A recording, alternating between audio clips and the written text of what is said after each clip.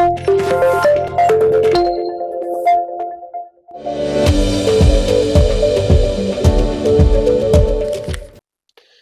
అండి. నేను doctor Kiran Lakkireddy, senior international cardiologist, onus robotic hospital, Champapet, Hyderabad. So artificial intelligence అనేది మనం అందరం వింటా ఉన్నాం. Everywhere AI is increasing day by day. Any technology తీసుకున్న ఏఐ అనేది వస్తూ ఉంది. సో పర్టికులర్లీ కార్డియాక్ అంటే గుండె జబ్బులు లేదా దాని ట్రీట్మెంట్స్ డిటెక్షన్ కానీ కనుక్కోవడంలో కానీ లేదా ట్రీట్మెంట్ ఇచ్చే విధానంలో దాని రోల్ అనేది కూడా పెరుగుతూ ఉంది మెడికల్ ఫీల్డ్లో కూడా. సో మనం తీసుకుంటే హెల్తీ అంటే కొన్ని సిస్టమ్స్ ఏ ఆర్టిఫిషియల్ ఇంటెలిజెన్స్ డేటా ద్వారా మనం రిస్క్ స్కోర్స్ అనేది క్యాలిక్యులేట్ చేస్తాం. అంటే ఎంత మనకి గుండె జబ్బుల బారిన నుండి రిస్క్ ఉండే అవకాశం ఉందనేది మనం ముందే తెలుసుకునే అవకాశం ఉంటుంది. సో దానివల్ల జాగ్రత్తలు తీసుకునే అవకాశం ఉండొచ్చు. రెండవది మనకి ఏదైనా ప్రాబ్లం వచ్చినప్పుడు ఫర్ ఎగ్జాంపుల్ ఈసీజీ అనేది ఇప్పుడు ఏఏ ఎనేబుల్డ్ మిషన్స్ వచ్చాయి. సో దాంట్లో అంటే ఆ ఈసీజీ ఎక్కడ ఎవరు తీసినా అట్లీస్ట్ దాంట్లో స్పాంటేనియస్ డయాగ్నోసిస్ మన ఈసీజీలో ఉండే వేవ్స్ని బట్టి ఒక ప్రొవిజనల్ డయాగ్నోసిస్ అనేది వస్తుంది. దాని ద్వారా అలర్ట్ అయ్యే అవకాశం ఉంటుంది. నెక్స్ట్ థింగ్ మనం ఇచ్చే ట్రీట్మెంట్స్ అన్నిట్లో కూడా ఇమేజింగ్ అనేది ఎక్కువ యూజ్ చేస్తాం. అంటే ఫర్ ఎగ్జాంపుల్ ఇప్పుడు సిటీ స్కానింగ్ కానీ కార్డియాక్ ఎంఆర్ఐలో కానీ ఆటోమేటెడ్ మెజర్మెంట్స్ అనేది వస్తాయి.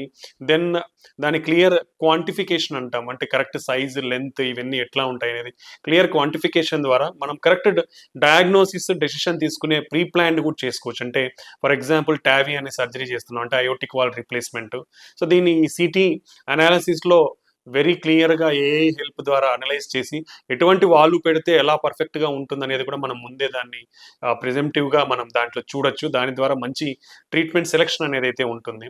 నెక్స్ట్ థింగ్ వచ్చేసి మనము కొరనరీ స్టంటింగ్ చేస్తాం. చేసేటప్పుడు advanced imaging particularly IVUS or OCT ఇవి రెండు కూడా ఇప్పుడు ఏఐ ఎనేబుల్డ్ ఇమేజింగ్ సిస్టమ్స్ అనేది వచ్చాయి. సో ఆటోమేటికలీ అంటే మనం గుండె రక్తనాళ బ్లాక్ అయినప్పుడు లోపలికి ఒక కెమెరా సిస్టమ్ పంపించి దాన్ని అనలైజ్ చేస్తాం. అంటే కొవ్వు శాతం ఎంత ఉంది, ఎంత మూసుకుపోయింది, ఎంత లెంత్ ప్రాబ్లం ఉంది అనేది క్లియర్గా తెలుస్తుంది.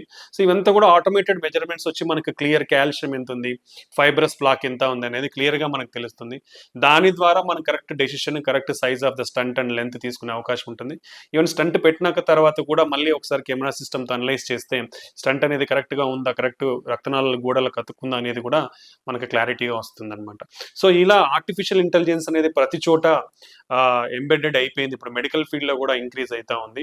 సో ఈ ఆర్టిఫిషియల్ ఇంటెలిజెన్స్ వల్ల correct measurements or correct pre planning and post planning అనేది మనకి అవైలబుల్ డేటా రావడంతో పర్ఫెక్షన్ ఆఫ్ రిజల్ట్స్ అనేది పెరుగుతుంది.